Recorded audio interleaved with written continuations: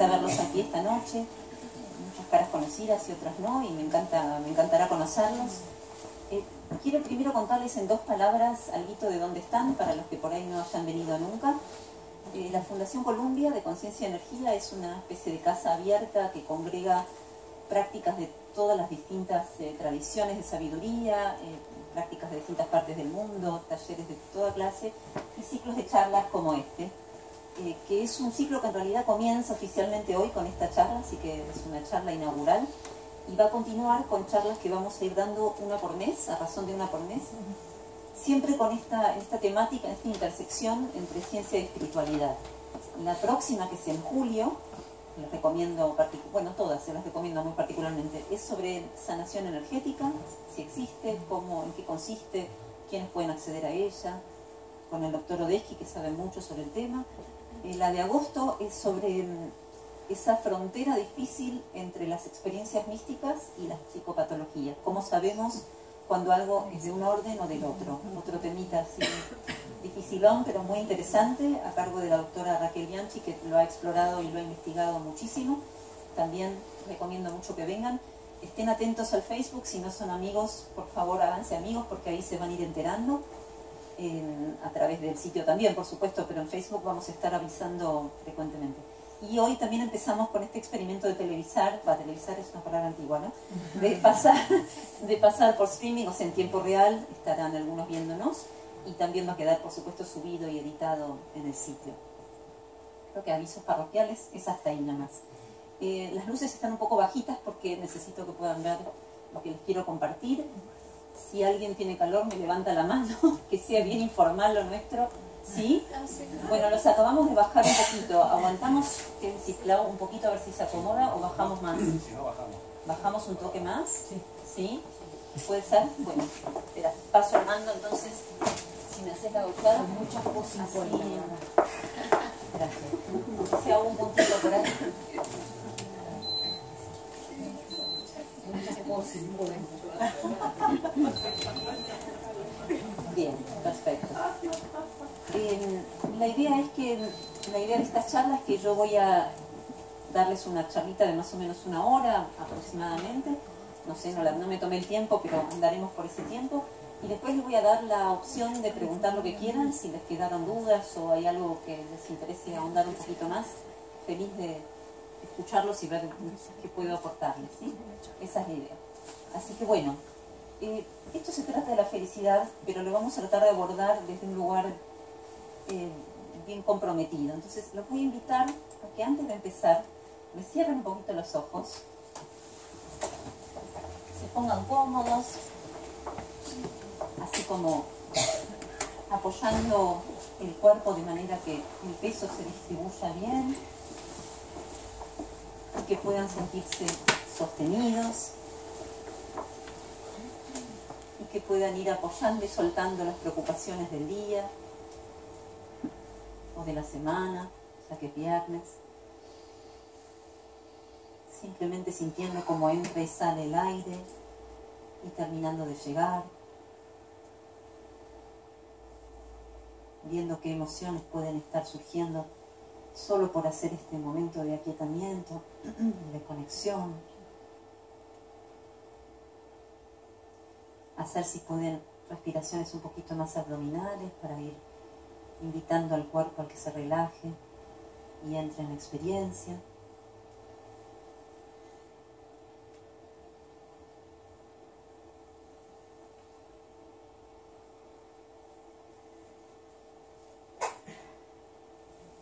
Y desde ese lugar de quietud y de conexión de unos con unos y de unos con otros, porque es un lugar de encuentro también, los invito a que evoquen, a que traigan a la mente o al corazón algún momento de felicidad. El primero que venga. Puede ser muy antiguo o puede ser de hoy. Puede ser algo muy importante o un incidente pequeño que les haya arrancado una sonrisa. Tráiganlo.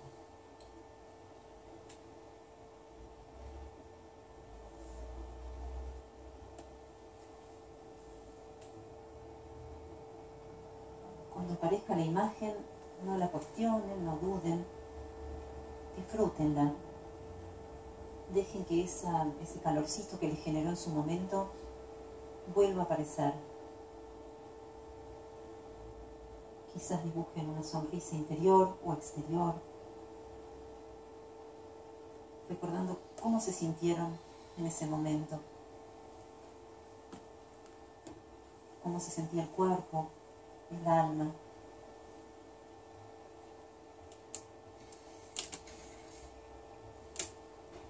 Qué conexión con el mundo había en esa circunstancia.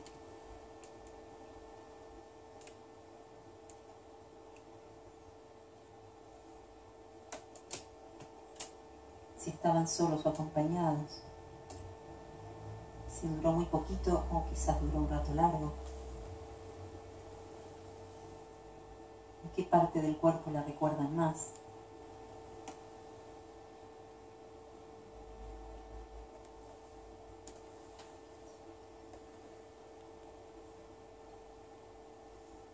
Y dando gracias por la experiencia y simplemente guardando, si podemos, esa pequeña sonrisa interior, en la medida que cada uno lo sienta, puede ir volviendo a este momento y abriendo los ojos.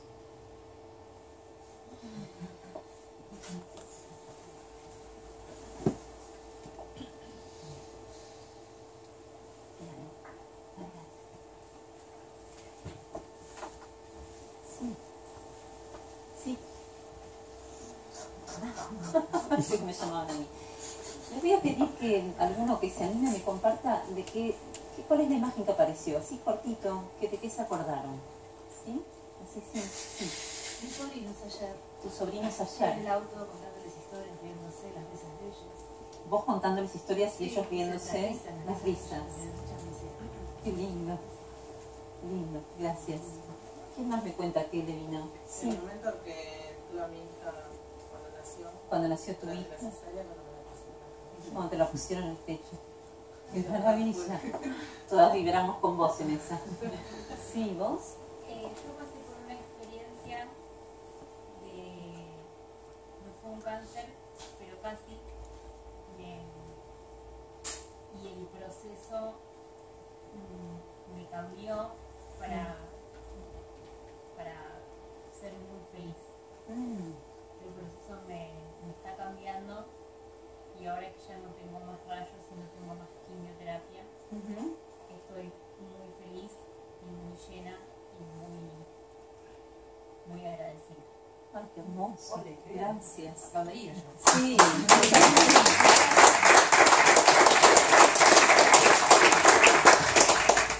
Hermosísimo, gracias por compartirlo. Igual no se achiquen, pueden ser cosas chiquitas también. ¿Alguien más? No, al contrario.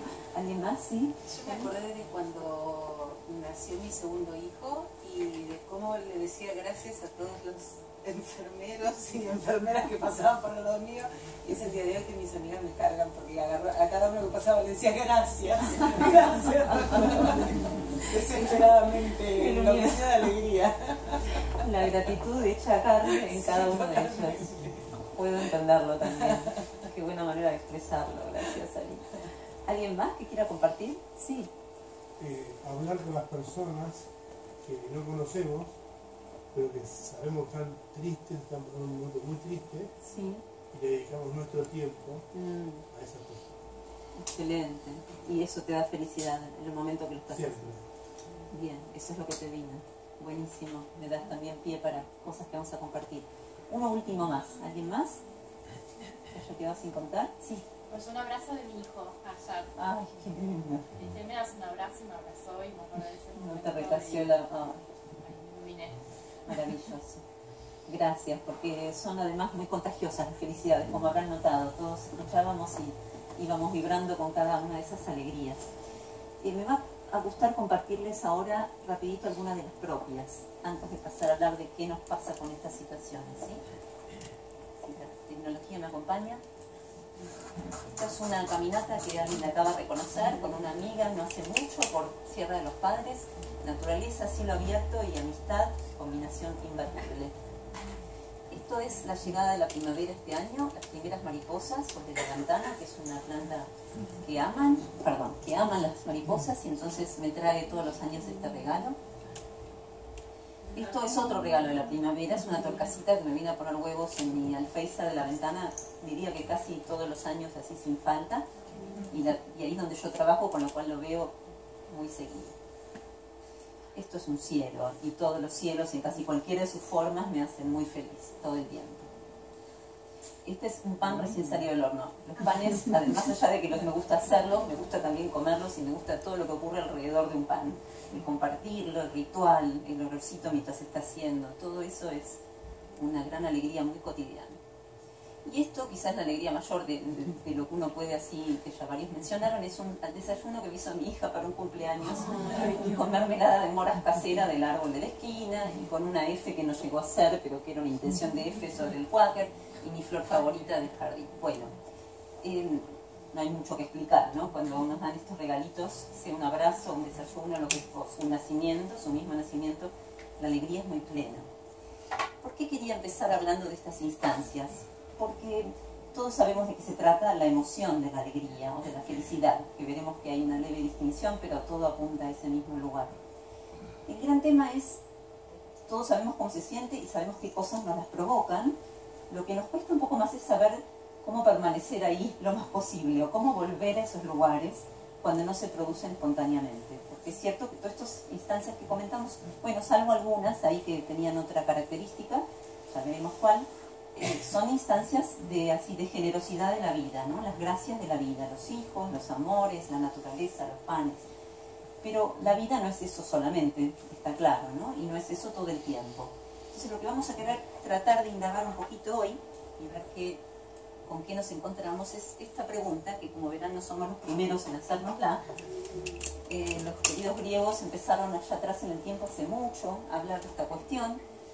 Y vamos a hacer una pasadita rápida de algunas cosas que dijeron que al día de hoy nos sirven.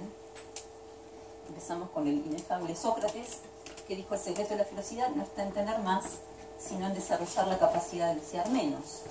Acá ya hay un primer elemento que vamos a ver que no está tan lejos de algunas cosas que veremos que dice la ciencia hoy, ¿sí?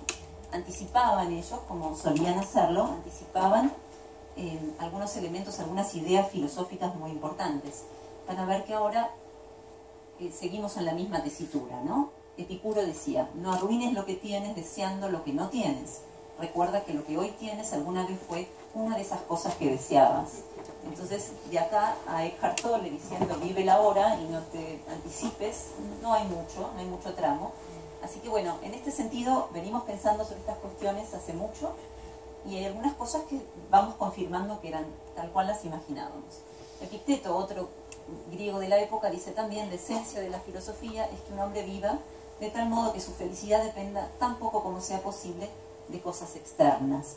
Estos tres nos están hablando un poco de lo mismo, ¿no? Y es que el deseo en sí mismo, el deseo cuando nos entregamos a esta especie de rueda del deseo de más, no es un muy buen camino. Algo ahí para ya empezar a pensar. Nos suma Aristóteles otro condimento cuando dice: la felicidad no consiste en diversiones y entretenimientos, sino en actividades virtuosas. Esto era muy Aristóteles. Él trae la idea del arete, de la virtud.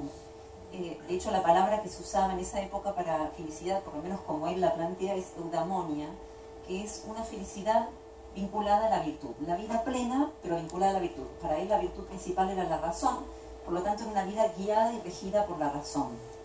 O sea que ya vimos un poco esto del deseo solo no alcanza, y él le suma este condimento de además una vida que busca ser una buena vida, no solo una vida feliz, sino completándose con la virtud que a cada uno le parezca importante. Nos vamos a otra parte del mundo, pero Buda nos dice esto: la felicidad no depende de lo que tenemos ni de lo que somos, solamente de lo que pensamos.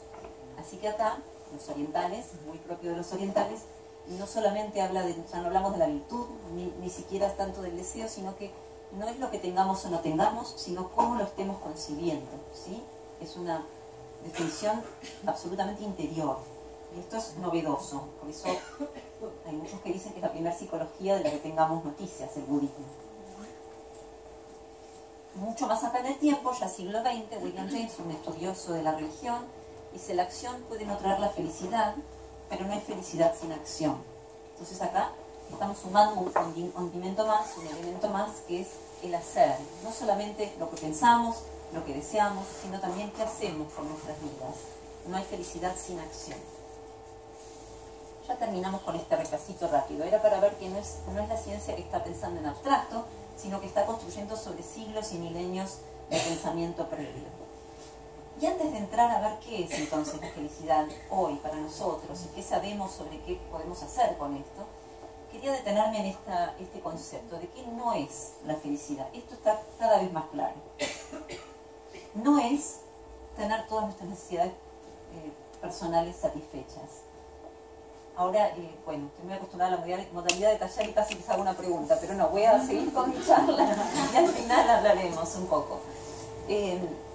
Está claro que esto en algún momento nos tropezamos con esto, ¿no? Todos, internamente, intelectualmente, pensamos que si hay cosas que estamos ansiando y no las tenemos, por lo tanto somos infelices, pero eso sería una visión un poco liviana de la felicidad. Tampoco es sentirnos siempre satisfechos con nuestras vidas, tener una visión de nuestra vida siempre impecable, ¿no? Como si alguien me preguntara y yo dijera: mi vida es fantástica. Por ahí un día no nos parece tan fantástica. Y eso tampoco significa que seamos infelices. Menos es sentir placer todo el tiempo, y menos aún es nunca experimentar emociones negativas. Muy por el contrario. Esto lo vamos a retomar más hacia el final, porque el tema de las emociones negativas, curiosamente, nos enseña mucho acerca de lo que es la verdadera felicidad. Este es un temita que por ahí, no sé, les interesa a todos, pero a mí me interesaba puntualizarlo, porque alguien con mentalidad más científica podría preguntarse, mis hermanos por ejemplo, podrían preguntarse cómo podemos saber quién es feliz y quién no, porque no hay una medida objetiva para esto. Entonces, les cuento brevemente, hay 4 formas que la ciencia viene investigando la felicidad. Todas ellas dependen de lo que se llama el reporte subjetivo, o sea, no hay forma más que preguntarle a las personas qué están sintiendo. Las 4 formas son: una es con un dispositivo, a veces ahora se usa una app en el teléfono, que se instala en la gente que está siendo estudiada, y entonces les preguntan a lo largo del día, cuando están haciendo distintas actividades, cuán bien se sienten en ese momento. Entonces podemos saber cuán bien se sienten lavando los platos, cuidando a sus hijos, trabajando, viajando. Y esto nos ha dado mucha información sobre estas pequeñeces, ¿no? De cuánto aportan. Por ejemplo, les anticipo una. Las que mejor cotizan, las que más alto dan en esos momentos en que están, son los momentos con los amigos. Debo decir que más que los momentos con los hijos. Después veremos por qué. Pero bueno, hay algo del placer y de la libertad y de la no responsabilidad que evidentemente pesa y hace que... No quiere decir que seamos más felices de tener amigos y no tan felices de tener hijos. Eso lo vemos después, porque hay otros elementos que matizan la cuestión. Pero el placer instantáneo está más asociado a esos momentos. Esa es la primera, perdón. La segunda son los estudios transversales, que es cuando le hacen a la gente contestar un cuestionario larguísimo con cómo se sienten en su vida de pareja, en su trabajo, en sus vocaciones, en su tiempo libre. Esa es otra manera, preguntarnos sobre todo en nuestras vidas.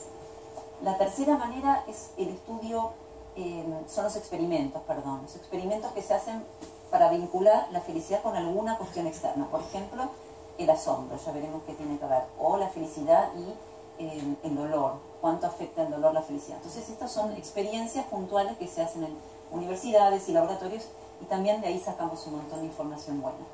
Y la última son los estudios longitudinales, de años y años y años de una misma persona. De hecho, parece la película esta Boys porque la hicieron a lo largo de 12 años. Bueno, estos estudios se han hecho a lo largo de 75 años con las mismas personas.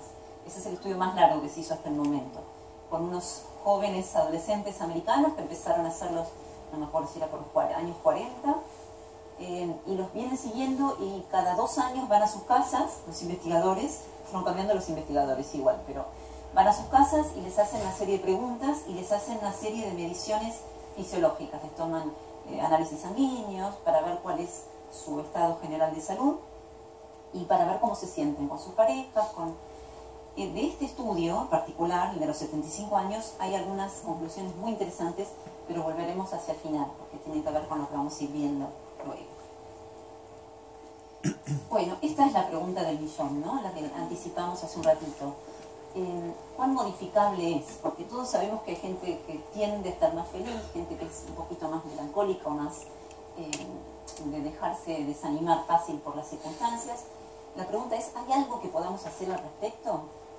Y la respuesta es sí, por suerte, porque no me hubiera hecho esta charla en primer lugar, porque hubiera sido para darles una mala noticia. Por suerte sí, es modificable en un porcentaje muy alto. Y les voy a contar cómo es. Perdón que está en inglés, pero el gráfico me gustaba y me servía. Esto es así.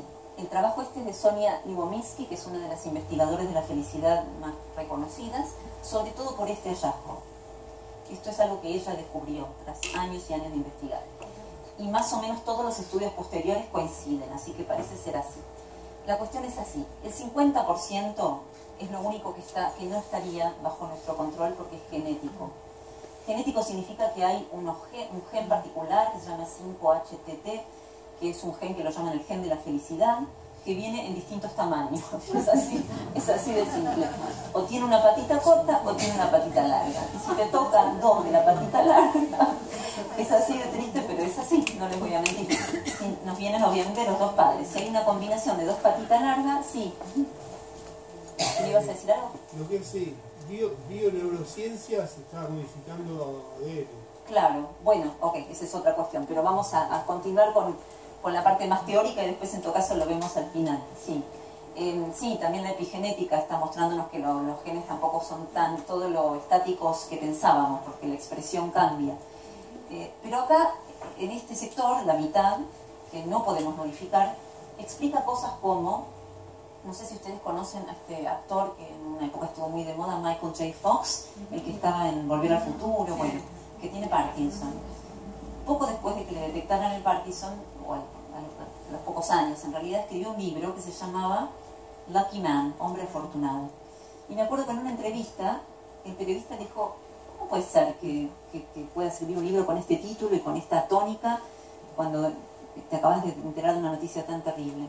Y le dijo, la verdad yo no logro quedarme deprimido mucho tiempo, no sé, debe ser químico. Eso contestó risueñamente, pero no muy equivocadamente, porque evidentemente debe haber sacado en la lotería el gen que le correspondía o el que más conviene, y hay una tendencia entonces a mantenernos en lo que se llama una línea base de felicidad. Esto explica también otro hallazgo muy llamativo, que es que los acontecimientos muy dramáticos, tanto para arriba como para abajo, o sea, hacia la buena fortuna y hacia la mala fortuna, no nos afectan tanto como todos imaginamos que nos afectarían si nos ocurriesen. Por ejemplo, el ganarse la lotería, el famoso ganarse la lotería, que todo el mundo imagina que es el pasaje a la felicidad eterna, dura más o menos 6 meses, la curva que sube un poquito, digamos, de la felicidad base de esa persona y vuelve a su lugar habitual. El escenario contrario, por ejemplo, sufrir un accidente muy radical y quedar cuadripléjico, que también uno imaginaría que es un antes y un después, ¿no?, en una vida, es un antes y un después durante unos 6 meses más o menos. O sea, esa persona se ve deprimida y hace, me imagino, el duelo y todo lo que tiene que ocurrir durante X tiempo y tiende a volver al lugar donde estaba, que es su lugar como habitual. Entonces, esa es nuestra línea base. Pero ¿qué pasa del otro lado de este gráfico? Ese 10% son nuestras circunstancias. Sí, son nuestras circunstancias. Acá más o menos está graficado. ¿Cuánto dinero tenemos? Ya hablaremos de eso. ¿Qué nivel de educación? Si estamos en pareja o no. No sé, ese grafiquito ahí, la verdad que no sé qué es. No logro descifrarlo. No sé qué es. No hice yo el gráfico, pero bueno. Si alguien lo puede decir, bueno. Es importante. Acá la compañera vio lo mismo que yo. Tiendo a pensar que es sedentarismo, pero no es muy claro. No, eso es así porque una mochila. Bueno, cuestión que estas son las partes de nuestra vida que, si bien no elegimos necesariamente, sí están bajo nuestro control. Ven que cae bajo este lado de la línea porque, bueno, si el tema es la educación, podemos esforzarnos por educarnos. Si el tema es el dinero, veremos qué hacemos con eso. Más o menos hay algo que hacer. Pero esta es la parte interesante, esta es la que quería, de la que se trata la charla de hoy. Ese 40%, miren, casi la mitad, tiene que ver con nuestros estados interiores y con nuestras actividades intencionales, lo que hacemos, cómo elegimos vivir, mucho más allá de nuestras circunstancias. Tengamos mucha plata o poca plata, estemos en pareja o estemos solos, vivamos en África o vivamos en Noruega, hay mucho que está bajo nuestro control y de eso quería hablarles. Entonces, un punto más teórico. ¿De qué hablamos cuando hablamos de felicidad? Si a uno le preguntan, ¿vos sos feliz?, uno podría contestar cualquiera de estas cosas. Estas son las 4 que detectó uno de los investigadores. El bienestar es como si uno hiciera una evaluación de su vida en general. Me parece que no me está yendo mal. Mi vida es más o menos aceptable, o genial, o pésima. El rasgo es lo que decíamos de Michael J. Fox, ¿no? Soy una persona entusiasta, positiva. Bueno, una persona así, medio que en cualquier momento te va a decir bien, porque bueno, la voy piloteando, ¿no? Tiene más que ver con quién uno es. Si uno tiende más a ser feliz, va a contestar desde ahí. Las emociones es entrar en una capa más profunda. Por ahí ni soy una persona especialmente optimista, ni hago una evaluación tan positiva de mi vida, pero soy una persona agradecida, por ejemplo, y puedo apreciar lo que he recibido, entonces puedo contestar desde ahí también. Y la última es como la más liviana de todas. Me encanta estar en este jacuzzi, podría ser, lo estoy pasando bomba en este momento porque estoy con una torta riquísima, estoy re feliz. Uno dice también, estoy re feliz por ese tipo de cosas, ¿no? Entonces esa es otra opción. Está bueno saberlo porque no es lo mismo, son distintas formas de estar feliz, ¿no? Claramente. Esto es un pequeño raconto que me pareció interesante. Quiero contarles de los países más felices del mundo, algunas cualidades. Los primeros son los escandinavos. Siempre en todos los rankings mundiales aparecen ellos como Suecia, Noruega, perdón. Uy, pero igual se desconectó o se puso. Vamos con esto. Ok. Sí, porque está Hola. Sí, dale, hay que apagar este, ¿no? Gracias, Clau. Ahí se escucha, sí, ahí no copla. La felicidad acaba de escalar significativamente en este cuarto, la mía también. Gracias, Flau. Y el agradecimiento también. Gracias. Algunas cualidades... Claudio. Habría muchas que podríamos hablar, pero esto es así como un punteadito nomás. Por un lado, ellos tienen una idea de la felicidad distinta a la que tienen, por ejemplo, los americanos, que buscan más bien la cosa como muy intensa y la excitación y lo extático. Ellos valoran mucho la felicidad tranquila. Y no consideran que haya que perseguir la felicidad, sino consideran que si uno está haciendo las cosas más o menos bien, es lo que acontece. Valoran mucho el tiempo libre y se lo dan a sus trabajadores. Quiere decir que la semana habitual, o por lo menos mucha gente trabaja de 35 a 37 horas por semana. Y el resto del tiempo lo distribuyen muy bien. Tienen sistemas que les permiten, digamos, muchos lugares de esparcimiento, hay parques por todos lados. Otra de las cuestiones es esto de que disfrutan mucho la naturaleza y la aprovechan a más no poder, porque hay muy poquito tiempo en el año en que pueden estar afuera, entonces hay medio rayo de sol y la gente se lanza a las plazas y a los parques y a los lagos. Tienen mucho lago, eso ayuda también. Y también, curiosamente, porque tienen larguísimos inviernos, tienen una cualidad que ellos llaman hygge, H-I-Y-G-G-E, que significa como el disfrute de los estados de intimidad y comodidad interior, como en un living. Estar juntos, los americanos hablan de cozy, que es parecido. Es la idea de algo como calentito que compartimos.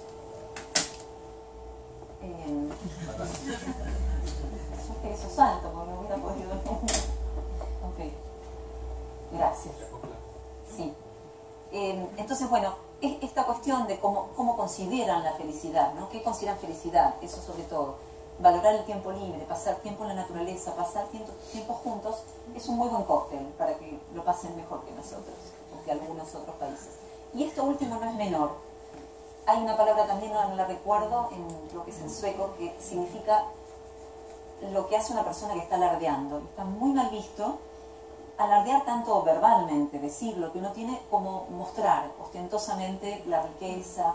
Es socialmente muy desaprobado. Entonces la humildad, por antonomasia, por deducción obvia, es muy bien aceptada. Y yo creo que esto es otro buen condimento, ¿no? Que ayuda a que lo pasen bien. Bután, como además de las caritas que son increíbles, Bután tiene siempre como muy visible esto de su índice de felicidad nacional bruta en vez del índice del Producto Bruto Nacional. Como medida, por ahí algunos no lo conocían, perdón, lo estoy diciendo muy rápido.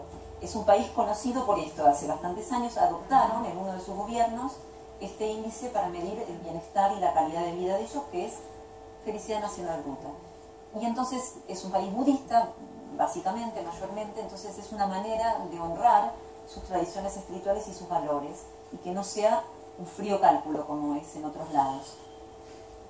¿En qué consiste esto? Tiene 4 pilares. Por un lado, se basaron mucho en el desarrollo sustentable, en cuidar la ecología, en no crecer más de lo que pueden. Es un país que vive del turismo y sin embargo limita bastante el turismo, porque se dan cuenta de que se les va a ir de las manos, no lo van a poder manejar y van a perder lo que ellos más valoran, que es la paz, la posibilidad de hacer una vida sencilla. Promueven mucho los valores culturales, defienden su cultura, bueno, conservación del entorno natural, que tiene que ver con lo primero, y bueno, buenas prácticas de gobierno, es todo otro capítulo, ¿no? No vamos a ni intentar entrar en ese lugar. Igual hay que decirlo, porque me gusta ser realista, que este esquema les está costando en este momento. El tema de inhibir, de limitar el turismo, están con problemas económicos y están reviendo algunas de estas medidas. Esto lo digo porque es importante que nos pasa en nuestra propia economía, ¿no? A veces uno quiere priorizar cosas hasta que empieza a apretar mucho el bolsillo y la cosa se complica. Y bueno, es una negociación. La felicidad es dinámica, no es estática. Hay que ir buscando el punto ese de equilibrio. Tienen otro secreto que me interesó mucho decirles, que se los educa para pensar en la muerte, al menos 5 veces al día. Y no solamente está bien visto y valorado socialmente pensar en la muerte, sino que tienen contacto con la muerte, porque están en contacto con el proceso que se hace a los cuerpos cuando se mueren y antes de ser enterrados. Hay algunas tradiciones que para los occidentales son terribles, pero que para ellos son formas sagradas de honrar a sus muertos, como el enterramiento en montaña, en altura, donde llevan al cuerpo y lo preparan para ser comido por las aves de rapiña, que es una manera de ellos de dejar que el alma vuele más rápido, ¿no? Disponer del alimento, además de una manera ecológica, dicho sea de paso. Pero este lidiar con la muerte, lo vamos a ver hacia el final, no es un tema menor. No es solamente porque tengan costumbres felices, es por lo que incluyen en su felicidad. Este señor vino a cambiar un poco las cosas. Martin Seligman, tuve el gusto de entrevistarlo hace como 10 años o más, cuando empezó a hablar de esto que se llama psicología positiva. En el 98 creó esta disciplina, y la psicología positiva vino a cambiar un poco el juego, porque la psicología tradicional, sobre todo la freudiana y demás, siempre había apuntado a entender, digamos, de la normalidad para abajo. ¿Qué es lo que nos hace enfermarnos? ¿Qué es lo que nos hace infelices? ¿Qué podemos hacer al respecto? ¿Qué no se puede cambiar? Exhaustivamente y muy bien investigada y estudiada. Pero este hombre dijo, ¿por qué solo tenemos que averiguar qué nos hace infelices? ¿Por qué no podemos saber cómo podemos ser más felices de lo que somos? ¿Y qué es lo que hace que las personas que son felices, de hecho, lo sean? Y esta fue su primera formulación hace muchos años. En su primer libro se llamaba Felicidad Auténtica. Esta es la formulita de la que llegó. Propósito, compromiso y significado. Veamos un poquito de a una. Propósito es más o menos conocido y comprensible. Es eso que nos hace levantarnos de la cama e ir a hacer lo que queremos hacer. Es un sentido de orientación hacia una meta. Es un sentido de estar llamado a algo. Es una misión propia. Compromiso es una traducción un poco rara, pero la respeto porque es la que vienen usando. En inglés era flow.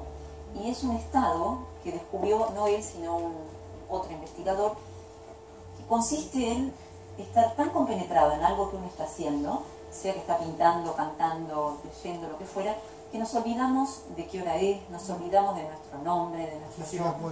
¿Vieron ese estado de total compenetración, que el tiempo se detiene?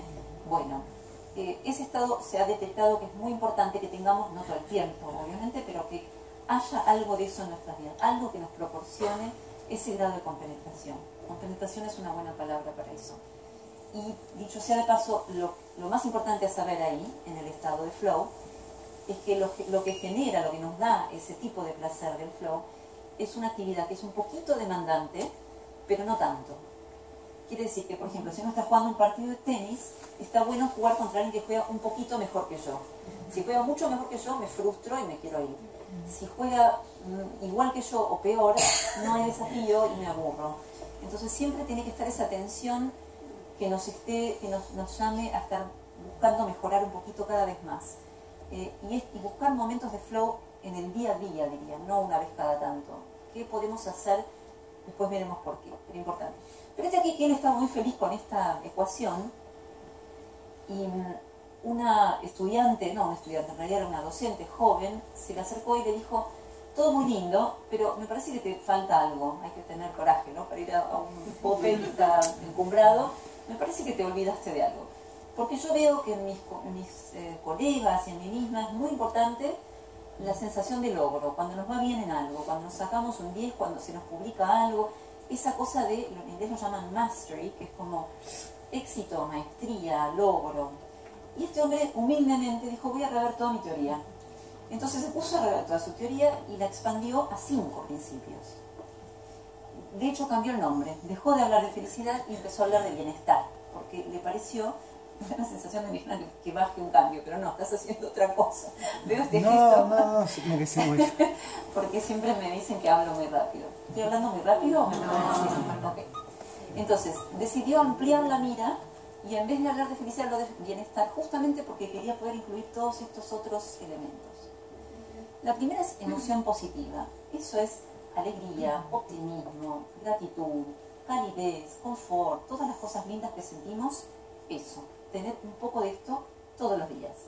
Ahí hay una ecuación, de hecho hay algunos teóricos, no quiero bandearme hacia otras teorías, que hablan de que la felicidad o la alegría está en la proporción de emociones positivas y negativas que tenemos. Y hasta hay una razón, pero no voy a entrar en eso porque los números me aburren, entre si son 2 de 1 y 2 contra 1 o 5 contra... Pero la cuestión que esto de las emociones positivas y las negativas pesan, ¿no? ¿Cuánta emoción positiva? Compromisos la mantuvo, que es esto del estado de flow. Vínculos, uno de los primeros que empezó a hablar de la importancia de los vínculos. Lo vamos a ver hacia el final de la charla hoy, pero no puede faltar en esta ecuación, lo hubiera puesto primero yo. Significado, este es un tema bien interesante, porque no saben qué hacer con el significado los que se dedican a esto. ¿Por qué? Perdón. El significado tiene que ver con la sensación de pertenencia a algo mayor que uno. Y lo sentimos sobre todo en momentos difíciles. Si uno está viviendo... De hecho hay una frase hermosa de Joseph Campbell que varios lo habrán escuchado citar. Campbell, el gran mitólogo, Joseph Campbell, decía que en realidad no nos preguntamos por el sentido de la vida cuando estamos enamorados o cuando estamos mirando una flor. Claramente en esos momentos no, porque se impone el placer, la alegría y la conexión y todo lo que nos pasa, y lejos de nosotros preguntarnos por qué está pasando, es simplemente gratitud de que ocurra, ¿no? Pero cuando las cosas no van tan bien, aparece este otro componente, que es el que un poco nos salva, ¿no? Porque sin esto sí que sería más difícil afrontarlo. Cuando no hay placer, no hay emoción positiva, no hay logro, hay dificultad, hay desafío. Sin embargo, es tan importante este componente que vuelvo a traer el tema de los hijos ahora.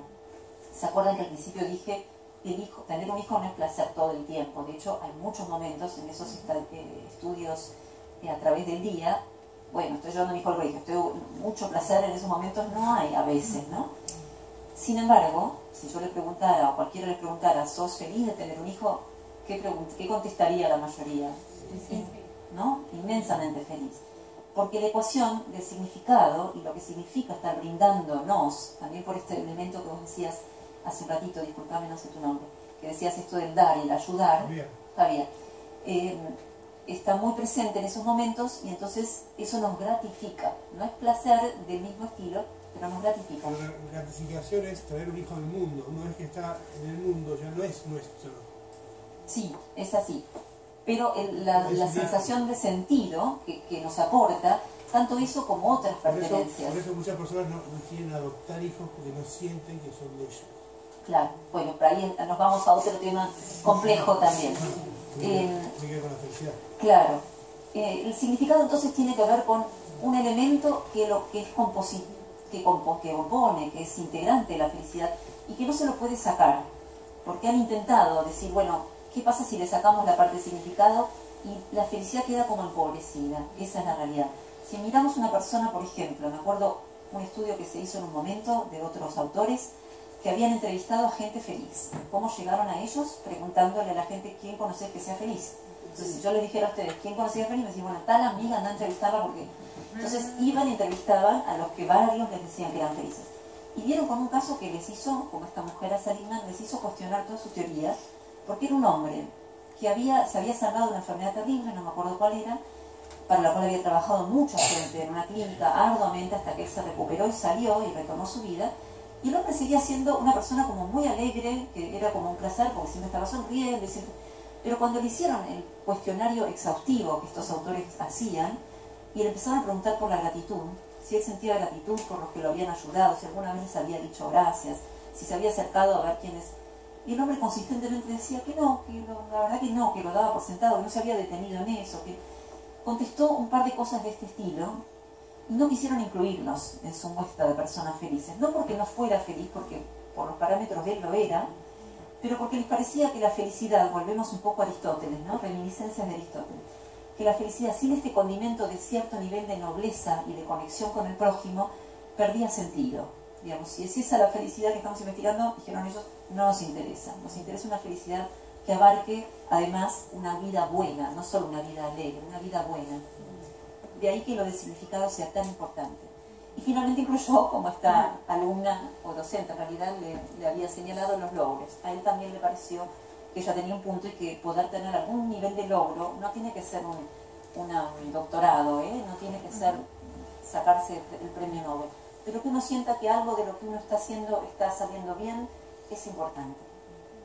Bueno, esa es la fórmula de él, que él la llama PERMA por las iniciales en inglés, y tiene un nuevo libro que se llama, creo que es Flourishing, no me acuerdo cómo se tradujo, sobre esta nueva fórmula.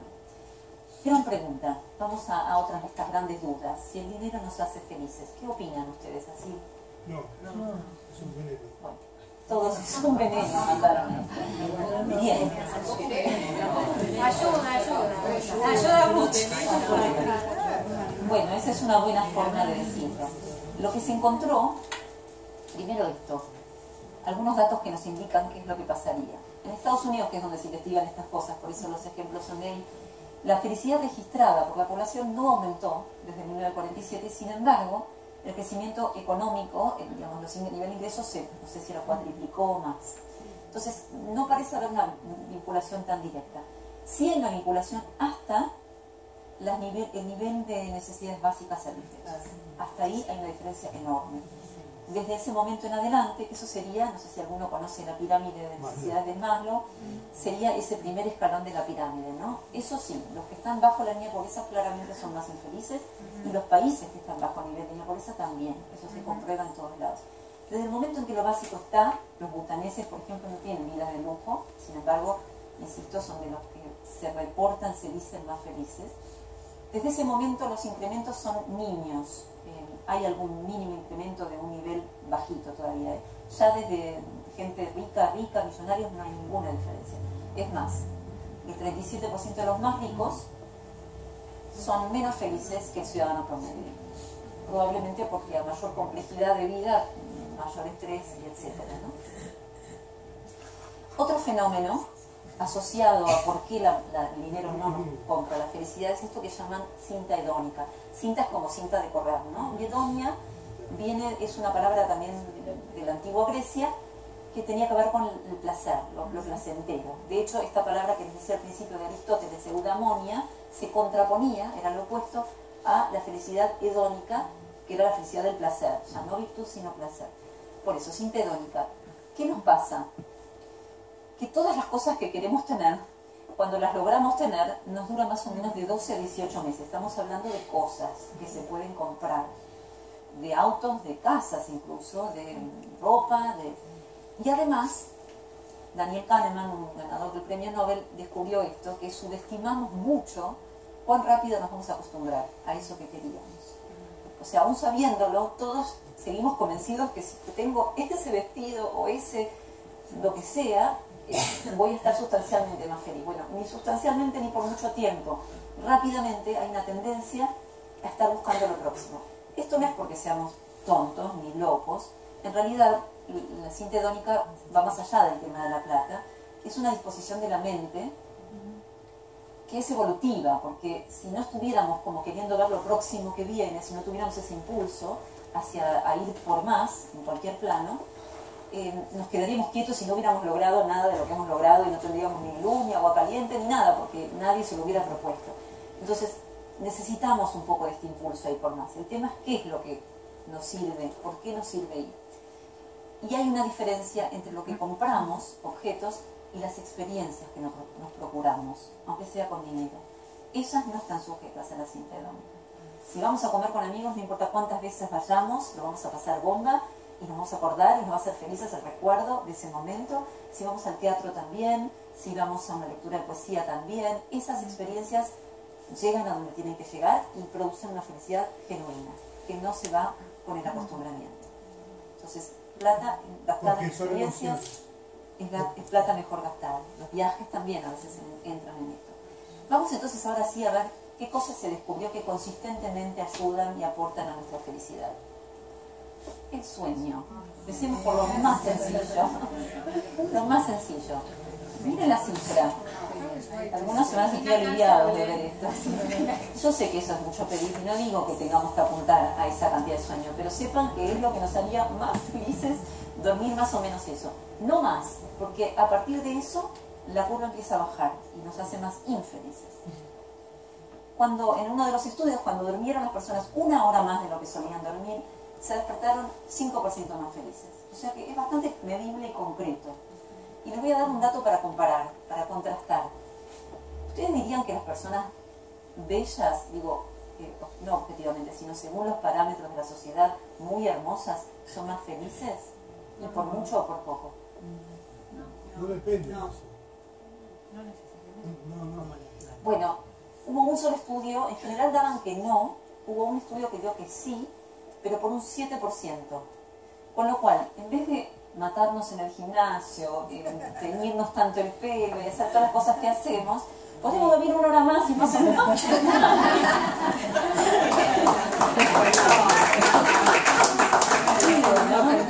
No sé, a mí se me ocurrió esa ecuación. Me cierra mucho más. Bien. Otra menos divertida, pero igual de real, el ejercicio. El hombre sedentario, el que estaba en el baño, como fuera, tenía que ver con que el sedentarismo literalmente nos entristece más de lo que nos damos cuenta. ¿Por qué? Porque, no, pensé que lo había dejado el dato. Bueno, porque las endorfinas ya todos escucharon hablar, pero también hay una proteína que segregamos que tiende a reparar células, y repara la memoria, y repara zonas del cerebro que tienen que ver con el bienestar. Y el tiempo que requiere es muy poco. Estos son 20 minutos de caminata. Ese es un hombre que estaba simplemente descansando y este es un hombre 20 minutos después, o sea, después de una caminata 20 minutos. Toda esta activación cerebral es en una zona muy vinculada al bienestar y a la felicidad. Así que no es solo una cuestión de que me hace bien el cuerpo y que me pongo en mejor estado, sino que literalmente ayuda a sentirnos más felices. Y como no sé si vieron en el cuadro anterior, media hora de caminata 3 veces por semana, que no es mucho, ayudó a gente que tenía depresiones clínicas, diagnosticados con depresión. Se hizo comparación, medicamentos versus caminata, y una de las dos combinadas. Y la caminata era la que mejor daba como remedio. Acá vamos a algo que tiene mucho que ver con este lugar que nos congrega, ¿no? Las prácticas espirituales, la meditación, por supuesto, hablamos por todo eso, el mindfulness, el yoga, el reiki, en fin, todas las modalidades, el tai chi, el qigong, el rezo, en fin, lo que a cada uno le nazca para estar conectado consigo mismo y para poder bajar un poco la intensidad de estrés mental y de ruminación, es una gran ayuda, pero no es una gran ayuda hacerlo una vez cada tanto. Lamentablemente, la realidad es que para que hagan su efecto necesitamos ser más o menos constantes en la práctica y a lo largo del tiempo. Si no pasa algo que un americano, el dueño de Esalen ahí en California, detectó, que él lo llamó síndrome de seminario de fin de semana. Y esto era que todo nos habrá pasado, ¿no? Vamos a alguna actividad, a algún taller, esta misma charla quizás, y uno sale muy entusiasmado con los cambios que va a hacer y ya se iluminó, ya entendió todo y soy re feliz, y después a la semana les hacían preguntas y habían vuelto a su estilo de vida anterior y no habían cambiado, nada había cambiado verdaderamente. Entender solo no alcanza, hay que practicar, hay que llevar al cuerpo, hay que llevar al corazón. Entonces lo único que detectaron que realmente cambiaba la felicidad de las personas y sus conductas y su forma de estar en el mundo eran las prácticas sostenidas en el tiempo. Puede ser una misma siempre, puede ser un cóctel de la que mejor les, o pueden ir cambiando, pero algo de esto hay que hacer todos los días, porque la vida conspira. Hay un dicho de un neurólogo americano, Rick Hanson, que es tremendo, pero es cierto. Él dice, el cerebro es como velcro para las situaciones difíciles y teflón para las lindas, para las buenas. Esto que suena como que nos condena, es también un desarrollo evolutivo del cerebro, porque a nuestros antepasados de los mamuts no les convenía, no era funcional que estuvieran más atentos a las cosas lindas, digamos. Dónde era un lindo lugar para tomar sol no era vital. Dónde estaban los animales, dónde se podían caer por el precipicio, eso era vital. Entonces el cerebro tiende a estar todo el tiempo buscando dónde está lo negativo, y el ejemplo que alguna vez doy es si durante el día, por ejemplo, nos tratan bien, ¿no? Alguien nos dice algo lindo, nos arriman, nos abren la puerta, pero alguien nos dice algo feo, ¿qué se van a acordar antes de irse a dormir cuando llegan a sus casas, ¿no? Nos vamos a acordar de eso feo que nos alteró. Entonces hay una tendencia al cerebro a ir para ese lado, que no es porque estemos enfermos ni locos, sino porque es lo que en realidad nos ayuda a que más o menos mantengamos las cosas bajo control. Necesitamos contrarrestar esa tendencia muy activamente. Entonces esto es lo que los budistas llaman cultivar la mente, inclinar la mente hacia el bien. Y el bien son las prácticas que cada uno elija. Ahora vemos algunas de ellas que son especialmente indicadas, pero la que ustedes elijan, practicarla sabiendo que es como una especie de corrección ortopédica de a donde la mente tiende a ir. La meditación es una de las más estudiadas a esta altura, la cantidad de beneficios. Este es Matías Ricard, el monje que estuvo el año pasado, siendo estudiado por Richard Davidson y otros. Estas son solo algunas estadísticas más que archi comprobadas. La gente que medita regularmente tiene 75% menos estrés, 30% menos ansiedad, 65% más de bienestar general, 50% de menos chances de enfermarse, disminuyen la percepción del dolor. Esto se hizo un estudio con meditadores Zen donde se los sometía al mismo dolor a unos monjes tibetanos, creo que eran, y a personas comunes, dolor con un nivel de calor que iba aumentando hasta ser doloroso, y en realidad lo que estaban viendo en sus cerebros era lo mismo, o sea que la reacción al dolor estaba, pero los monjes reportaban un nivel mucho más bajo de dolor, o sea que en la percepción algo cambia. Y aumenta la materia gris del cerebro, que también nos energiza, y aumenta la producción de rayos gamma, que estos así como una especie de, son como los favoritos de los científicos, son unos rayos vinculados a los estados de profundo bienestar y profunda concentración y logro. Cuando un tenista o un deportista o un pianista está en ese lugar donde sabe que va a salir perfecto, Joseph Campbell contaba también que el momento más feliz de su vida había sido 2 carreras que ganó, él era corredor, pero que la felicidad estaba en que él sabía que las iba a ganar desde el momento en que se paró en posición de ganar, en posición de largar. Había algo en él que era como físico, que le estaba indicando que esa carrera la iba a ganar. No era un cálculo mental, era una sensación en el cuerpo, y así fue, y así lo recuerda. Bueno, los monjes tibetanos y también unas monjas celestinas que investigaron en uno de estos estudios y les pedían que meditaran sobre la compasión, iban rápidamente a ese lugar y producían rayos gamma, rayos gamma, rayos gamma. Que es curioso, ¿no? La vinculación de la compasión y los rayos gamma, porque alguna teoría surgió después de que quizás porque estamos en ese lugar de la compasión estamos conectados con algo superior, con algún otro nivel de conciencia, y entonces estamos operando al más alto nivel posible. Mindfulness, habrán escuchado hablar, está tan de moda. Mindfulness es una de las, en realidad significa atención plena, y es una forma, está vinculada a una de las corrientes budistas, que es la corriente Vipassana, y tiende a, antes de pasar a los efectos, consiste en tratar de estar donde estamos, es decir, que la mente esté donde el cuerpo está, haciendo lo que, correspondiéndose con lo que el cuerpo está haciendo. Entonces tiene una forma de meditación, pero en realidad nos pide estar todo lo posible consciente durante el día, en nuestras actividades, Thich Nhat Hanh, que es uno de los grandes propulsores, decía: cuando como, como, cuando camino, camino. Es tan sencillo como eso y tan difícil como eso. Cuando logramos tener una cierta práctica de mindfulness, no quiere decir que estamos todo el día conscientes y conectados, pero tratamos de volver, ¿no? Hay muchas formas. Hay campanitas que se las pueden bajar en la computadora que nos suenan cada tanto cuando nosotros les decimos, y entonces en ese momento podemos parar y respirar, chequear cómo está el cuerpo, hacer un escaneo del cuerpo, o simplemente cómo estoy. Preguntarnos cómo estoy ya es una pausa, lo que llaman los budistas una pausa sagrada. Y ni hablar cuando estamos por entrar en un estado de reactividad, ¿no? Si estamos enojados, si algo que nos dicen nos cae mal y estamos por contestar de una manera que nos vamos a arrepentir, o lo que sea que nos ponga reactivos, ese momento de poder chequear dónde estamos y respirar y hacer alguna de estas prácticas es valiosísimo. También tendemos a ser menos proclives a la rumiación. Esto significa al pensamiento rumiante, claro. No es que vamos a... La gente a veces pregunta si uno pone la mente en blanco. No es que ponemos la mente en blanco al meditar. Los pensamientos suceden porque la mente piensa, es lo que la mente hace, es su laburo, es su trabajo.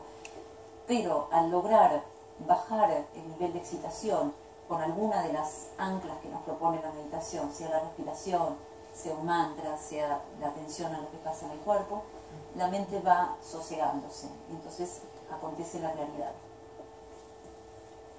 Tenemos a tener más emociones positivas, modulamos mejor el miedo. No quiere decir que tengamos menos miedo, pero lo sabemos manejar. Hace poquito algunos la conocen, Margarita Gordín, los que me hayan visto a lo mejor este evento que hicimos hace poquito en Tecnópolis, de Vivir Agradecidos, ella contó esto, me parece, en una filmación que hicimos. Es una mujer maravillosa que es una escultora que padece ELA, esclerosis lateral amiotrófica, una enfermedad muy dura porque va quitando la movilidad del cuerpo progresivamente y queda uno sin poder mover nada. Ella está más o menos en ese estadio de la enfermedad, pero es una meditadora de larga data, una mujer maravillosa además. Entonces trabaja con sus emociones, que es lo único que puede hacer. Hacer ya no puede, pero sí puede ser. Y lo que ella dice es que con el miedo lo que hace es una meditadora sufí, o sea que viene de esa tradición que trabaja con el corazón. Cuando aparece el miedo, respira ese miedo en el corazón, lo deja hacer y lo acompaña, digamos, lo alberga. Y eso no quiere decir que el miedo no esté, pero va tendiendo a seguir su curso, a no instalarse, porque ella no se cierra a la pared. Aumenta nuestro nivel de intuición porque estamos más conectados y hay menos ruido, y mejora nuestros vínculos, porque todo esto redunda en alguien más fácil, más vivible, ¿no? Más fácil, más amable para estar con ellos. Paso a otra gama de prácticas ahora. Son prácticas también las que voy a mencionar, pero no son de estas que uno hace en un lugar donde toma talleres. Son prácticas de la vida, son actitudes de vida. La gratitud ha sido, por suerte, muy estudiada en los últimos años. Robert Emmons es uno de los investigadores que estaba investigando, así como Seligman, todas las fortalezas que nos hacen bien.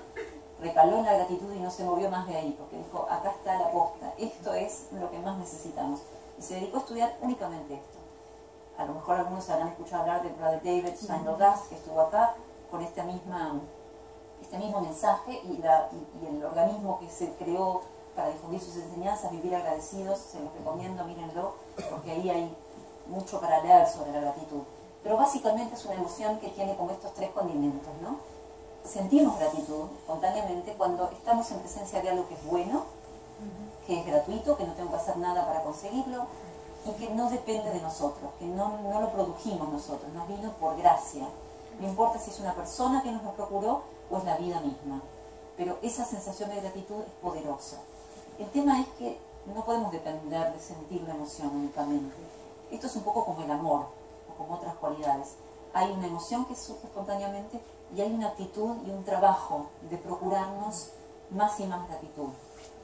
Y tiene un efecto contagioso con los demás y un efecto rebote para con uno. Cuanto más agradezco, más gratitud siento y más felicidad por lo tanto también. Es una actitud de vida que además me importa mucho hacer esta distinción entre gratitud y la actitud de gratitud. Porque uno podría preguntarse qué pasa cuando uno está pasando por algo terrible, ¿no? Como esta mujer que les contaba. ¿Puede sentir una gratitud en ese momento?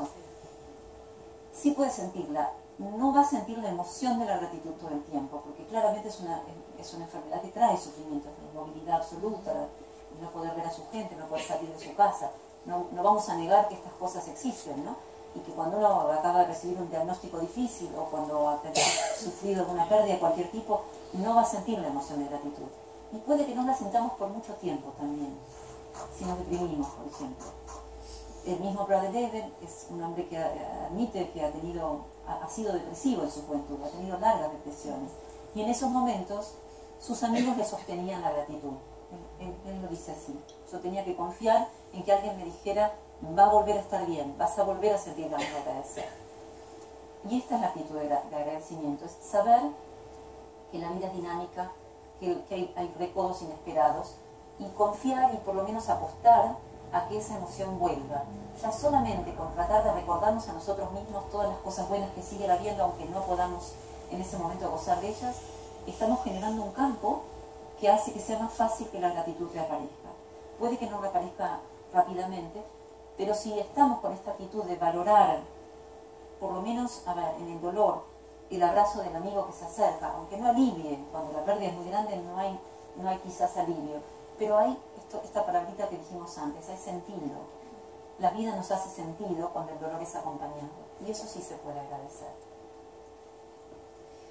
Prácticas sencillas de gratitud, algunas ya habrán escuchado. La más sencilla de todas y la más eficaz es el diario de gratitud. Anotar todos los días 3 o 5 cosas, cada día distintas, es importante que vayan cambiando, que agradecemos de ese día. Esa práctica se ha demostrado que ha cambiado el nivel base, ¿se acuerdan del nivel base de felicidad? A lo largo de 6 meses, aún meses después de dejar de hacerla. Así de importante es. Porque nos sintoniza, esto que decíamos del velcro y el teflón, ¿no? Nos pone en sintonía, velcro sería teflón, bueno, no me acuerdo, en sintonía de percibir lo bueno que hay, y todo donde uno pone energía, eso crece, claramente, lo bueno y lo malo. Entonces, al poner la energía en detectar las cosas buenas y agradecerlas sistemáticamente, va a pasar 2 cosas. Uno, van a estar más atentos durante el día porque saben que a la noche tienen que anotar, y van a empezar a darse cuenta de todas las cosas buenas que había, que ni nos estamos acordando, y son millones. Van a ver, si lo hacen durante un tiempo prolongado, doy fe, que es inagotable, y siempre hay nuevas, y siempre hay nuevas cada día, hay muchas nuevas, no es que aún en momentos difíciles es bastante fácil acordárselas. Otra práctica linda es cuando uno está pasando por algo difícil, escribir eso que está pasando y después contar ese mismo relato de otra manera. Esto mismo, mirado con ojos de gratitud. ¿Cómo lo puedo escribir? Si estoy enfermo, tuve ayuda médica. Vivo en un lugar donde alguien puede venir a buscarme, acompañarme. Aún sintiéndome mal, había agua fresca que salía de la canilla y había una cama en la que dormir. El mismo relato desde otra perspectiva. Otra forma es, ¿qué tengo para agradecer de esta situación? Pregunta difícil. Hay una autora que habla de los regalos horribles. Los regalos horribles en una historia. Los regalos horribles son estos que nadie hubiera querido recibir, pero sin embargo hay un elemento de regalo.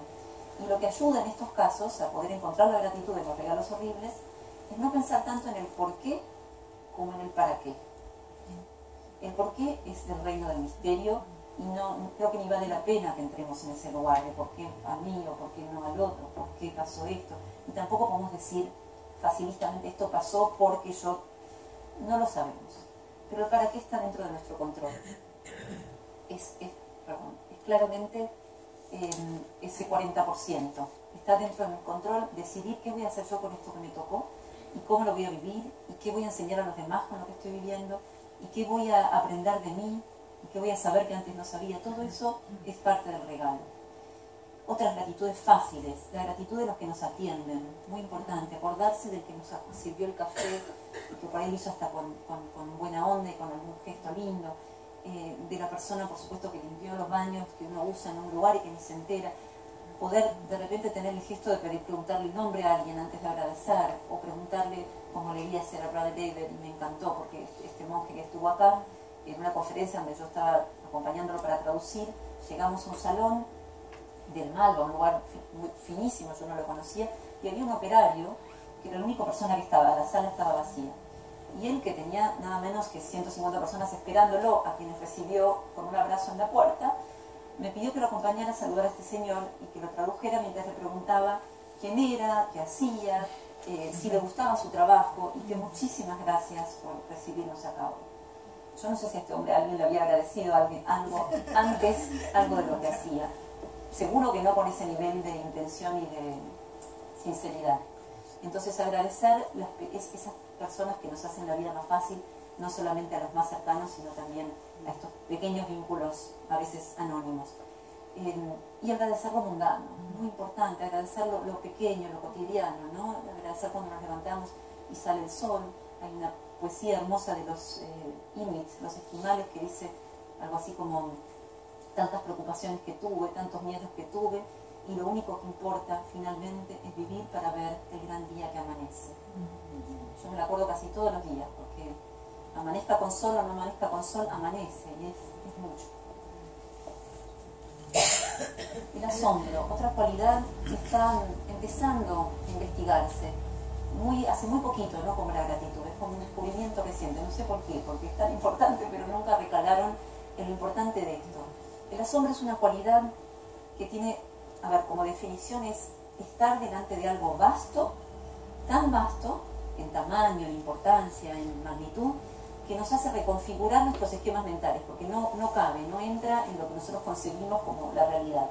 Las cataratas del Iguazú son un buen ejemplo, un cielo estrellado, no se quedan, lo habrán hecho, ¿no? De chicos, tirarse a mirar y decir: esto no puede ser, no hay con qué albergar esa inmensidad y esa profundidad y esa extrañeza que nos produce, ¿no? Que tiene belleza, pero a veces el asombro no es con belleza, pero igual, ¿no? Hay algo de lo asombroso que nos conmueve mucho. Se empezó a investigar hace poco y descubrieron, en estos estudios experimentales, que si nos exponen a asombro, aunque sea en una pantalla, lo que hacían era poner a la gente en un estudio y por pasarles imágenes asombrosas, ¿no? De montañas y cosas. Y después les hacían preguntas. Y las preguntas eran, por ejemplo: ¿cuán feliz te sentís con tu vida? ¿Cuánto tiempo tenés? Y si estarías dispuesto a donar tu tiempo, por ejemplo, para alguna causa. Los que habían visto las imágenes asombrosas, en comparación con los que habían visto imágenes neutras, sin asombro, decían, no me acuerdo el porcentaje, la verdad, pero en un porcentaje significativo, sentirse más felices, tener más tiempo y por lo tanto querer donar ese tiempo, estar dispuestos a donarlo. ¿Por qué piensan que el tiempo es importante? ¿Qué nos pasa ante una imagen, ante un momento de algo así? ¿Qué pasa con el tiempo cuando uno está captivado por el asombro? Es puro presente. De golpe, no hay tiempo. claro, exactamente. Igual que en el estado de flow, nos olvidamos de si teníamos que ir a algún lado, o si venimos, o si nos pasó. No hay tiempo y estamos compenetrados con algo más grande y más vasto, que tiene una cualidad, miren qué paradójico y qué interesante. Por un lado nos sentimos empequeñecidos, no hay como una cosa de humildad ante un océano, ante un cielo, pero al mismo tiempo no sabemos parte de esa inmensidad. Y esto trae una particular forma de alegría y de bienestar, porque si algo hizo eso y yo soy parte de lo mismo, no está nada mal ser parte de eso, ¿no? De esa grandeza. Y también está la imagen que les gusta usar a los budistas de la gota en el océano. Uno es una gota en el océano, pero también uno es el océano en esa gota, ¿no? Entonces, todo eso se mueve en el asombro. ¿Qué recomiendan entonces? Exponernos al asombro. Exponernos significa esas cosas, cada uno sabe qué le mueve la vara, ¿no? En eso, qué le produce más asombro. Buscar estar en contacto con escenas de la naturaleza que son grandes proveedoras de asombro. El cielo es lo más cercano y más a mano que tenemos y no lo miramos nunca. Las copas de los árboles. De hecho, otro estudio que hicieron, y ya dejamos el asombro, era ponían a la gente a mirar árboles altos desde abajo, 2 minutos. Y otros miraban los edificios que estaban enfrente. Y después pasaba que alguien, un experimentador, que no sabía que era enfrente, pasaba y se le caían los lápices, supuestamente, y veían qué hacía la gente. Los que habían estado mirando el árbol eran, creo que 80% más veces más proclives a ayudarlo a levantarlos. O sea, se agachaban porque había una conexión, estaban conectados, no estaban en él es yo, él es él, yo soy yo, no tengo nada que ver y problema de él si se le cayeron los lápices. No, estaban plenamente conscientes y acordándose de que todos somos uno. Entonces el asombro también es proveedor de felicidad y no solamente alcanza ir y buscar experiencias de asombro, sino que hasta nos sirve, para hacernos felices, recordarlas. Muchas experiencias se hacen preguntándole a la gente, pidiéndole que anoten una experiencia de asombro y 2 minutos después se les pregunta cuán felices están y están felicísimos, acordándose de esa experiencia. O incluso viendo experiencias de asombro de otros, en las películas, por ejemplo, porque son lo que se llaman emociones elevadoras, que generan un efecto elevador en los demás. Bueno, la naturaleza no hay con qué darle, está comprobado en cientos estudios. Hay un libro muy lindo que se llama, no importa el título, que habla de, este hombre detectó, y le puso este nombre, al síndrome de déficit de naturaleza en los niños, que trae aparejados toda clase de, está asociado a mayor índice de ADD, a ADHD, a problemas de conducta, a problemas de adicción en los adolescentes. El hecho de que no estemos más afuera no es gratuito, nos está haciendo mal, nos está haciendo mucho mal, a los adultos también. También detectaron que en la tierra que está en las macetas, en la tierra que está en la tierra, hay una bacteria benéfica, digamos, que no nos hace mal, que nos hace segregar serotonina. Entonces, literalmente estar tocando tierra nos da felicidad. Yo creo que va más allá, estos son científicos y buscan ese tipo de explicaciones. Yo creo que va más allá y hay algo que tiene que ver de nuevo con el recuerdo, ¿no? Con recordarnos quiénes somos, con recordarnos que no es que vamos a ir a visitar a la naturaleza, sino que ese es el hogar, de ahí venimos y ahí seguimos estando aunque no lo sepamos. Mucho de lo que nos pasa es naturaleza pura, aunque lo intelectualicemos. Pero el hecho de olvidarnos nos juega muy en contra. Entonces, por más citadinos que seamos, un ratito de pasar bajo el cielo abierto, de estar en contacto con el sol, de tener una plantita, está archi comprobado que tener plantas en la casa o animales en la casa mejora nuestro nivel, baja nuestro nivel de estrés, mejora nuestras conexiones, la gente en los hospitales se recupera más rápido, aunque sea con una foto de la naturaleza o un dibujo de la naturaleza. Y además se investigó, un último estudio que se investigó hace poco, querían comparar cómo nos vinculamos con otras cosas y cómo nos conectamos con otras cosas, con la cultura, con cosas que nos gustan y cómo nos conectamos con la naturaleza, y en todos los casos dio que la conexión con la naturaleza era más fuerte, aún para la gente que disfrutaba de lo cultural. Y lo cultural, ojo, no quiero decir algo, una cosa por otra, también es motivo de felicidad. También otros estudios han mostrado que ir al teatro, ir al cine, nos da felicidad. Pero hay algo de otro orden, que no está del todo claro, que nos pasa con la naturaleza, y lo necesitamos literalmente como el aire. Otro factor importante, retomando ahora ya hacia el final de la charla, lo que dije al principio de los butaneses. Les dije lo de la muerte, ellos están en contacto con la muerte. Las personas felices tienen una actitud muy particular, que es tomar lo bueno con lo malo. Entender que la vida abarca alegrías y dolores y hacer lugar para las dos, aunque se detengan más en las primeras. Esto también se ha estudiado muchísimo y se ha encontrado que las personas que tienen así índices de felicidad sostenidamente altos, cuando se les ponía a mirar imágenes neutras, felices y negativas, tristes, dolorosas, después se les hacía como un testeo para ver a qué habían reaccionado, y en realidad habían reaccionado a las negativas también. No es que eran insensibles o que las resbalaran, simplemente se detenían más en las otras.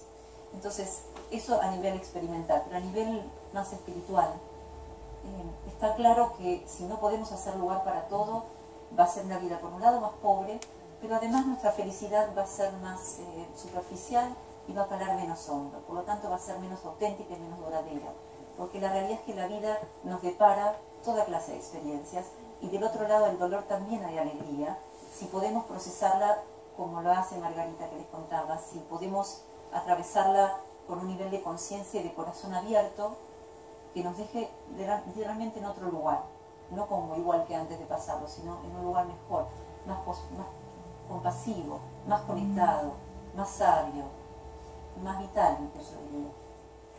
Porque quiero que la lea.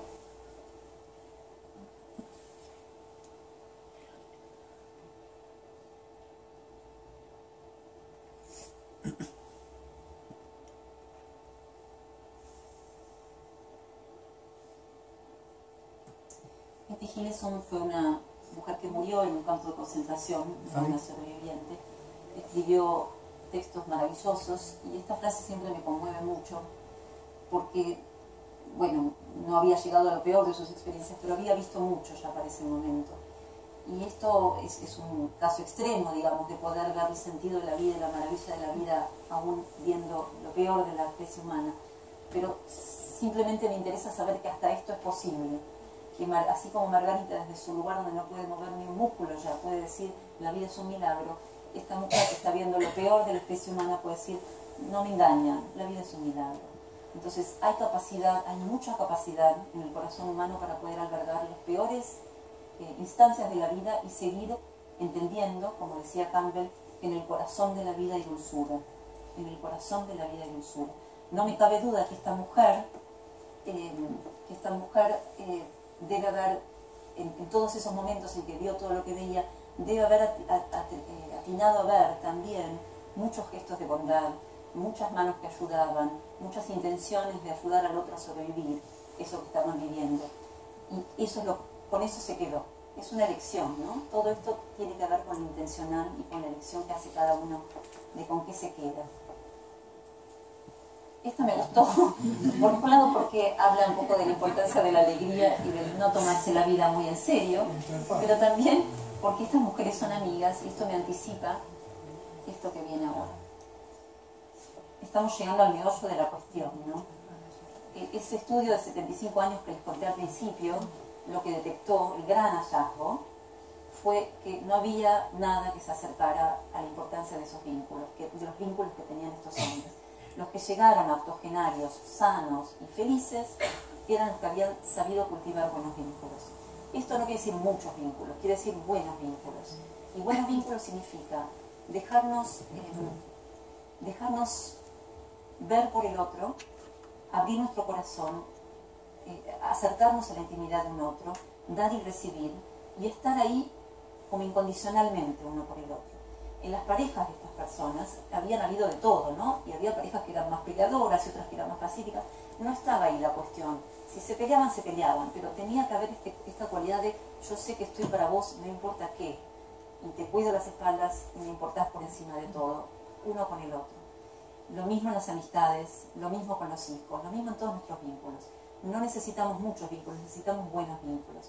Por supuesto que muchos vínculos suman también si son lindos vínculos, pero lo importante es que ponemos, es más importante lo que ponemos en ellos que estar viendo qué es lo que recibimos. Eso ya hace como que vaya sustancialmente escalando la calidad de nuestra vida en cada una de ellas. Y tiene mucho que ver con un acto de intención. Así como dijimos, el asombro y la gratitud son emociones que espontáneamente surgen y es divino cuando ocurren, pero uno las puede procurar. El amor es una emoción, pero también es una acción cotidiana, es una forma de vivir. Si uno va por la vida buscando despertar amor en los demás y buscando proveerlo, ya es otra la vida, claramente es otra vida. Son, por lo tanto, los buenos vínculos el indicador más consistente que hayamos encontrado de todo lo que dijimos, de felicidad, de buena salud y de longevidad. A los 50 años, los hombres que decían que estaban felices con sus matrimonios, por ejemplo, son los que después a los 80 seguían estando más sanos y también, por ejemplo, no habían perdido la memoria, como uno de los tantos efectos que notaron, ¿no? Es protectora, la felicidad de vincular, es protectora de la salud física y también de la salud mental, aparentemente. Porque no pasa el tiempo. Sí, puede ser. Bueno, pero porque nos procura lo que más necesitamos, básicamente nuestra psiquis tiene un montón de demandas y complejidades, pero si hay algo que necesitamos todos, por encima de cualquier otra cosa, es sentir que pertenecemos, que nos queremos, que somos admitidos y queridos y amados. La base de todo es el quererse a sí mismo, ¿no? ¿Cómo? La base del todo es quererse a sí mismo. Sí, pero ¿sabés cómo llegamos a querernos a nosotros mismos? Aprendiendo, queriendo a los demás. En realidad es un camino circular. Si uno fue bien querido de chico, es más fácil quererse a sí mismo. Pero igual el primer amor es hacia la mamá, hacia el papá. Entonces uno va queriendo a los demás y en algún momento esto vuelve. Siempre nuestro estado es vincular por naturaleza. Yo, que soy una gran propulsora, como habrán visto, de revincularnos con la naturaleza, si tengo que elegir, digo, el vínculo viene primero. Un Mandela se pasó 23 años en la cárcel y no enloqueció, a pesar de que no veía más que 4 centímetros de cielo, porque tenía una conexión hasta con sus carceleros, supo forjarse vínculos de ese tipo. Entonces, y hasta los vínculos internos, porque uno puede estar lejos. ¿Cómo? Tiene una mente poderosa. Sí, sí, sí, pero diría que un corazón más poderoso. Entonces, volviendo a la esencia de lo que me interesa que se lleve, porque más allá de que ahora vamos a hacer una ronda de preguntas, si me interesa que se queden con algunos conceptos importantes, son esto de lo intencional que es todo esto, ¿no? ¿Cuánto queda dentro de nuestra esfera de acción y es voluntario? Y no son cosas, no son cosas difíciles de que nos queden lejos, son en realidad las que están más cerca, pero que tendemos a dar por sentadas. Los vínculos son lo primero. Lo que más mata, si tienen que preguntarle a los médicos así muy abiertos y que están en estos círculos, lejos de cualquier otra enfermedad, la soledad. La soledad mata. Y soledad no es estar solo físicamente, soledad es sentirse aislado. Uno puede sentirse aislado estando rodeado de gente. Entonces lo importante no es estar rodeado de gente, es sentirse que estamos compartiendo y que somos parte de un todo y que todos somos básicamente uno. Y que lo que le pasa al de al lado me toca a mí, lo que me pasa a mí me toca a vos. Eso es nuestra gran garantía de salud y es nuestro gran pasaje a la felicidad. Apoyo, amor, intimidad y pertenencia. Algunas que señalo yo, pero son, cada uno podría decir las propias, ¿no? Que es importante en un vínculo. Estas por lo menos me parece que tienen que estar.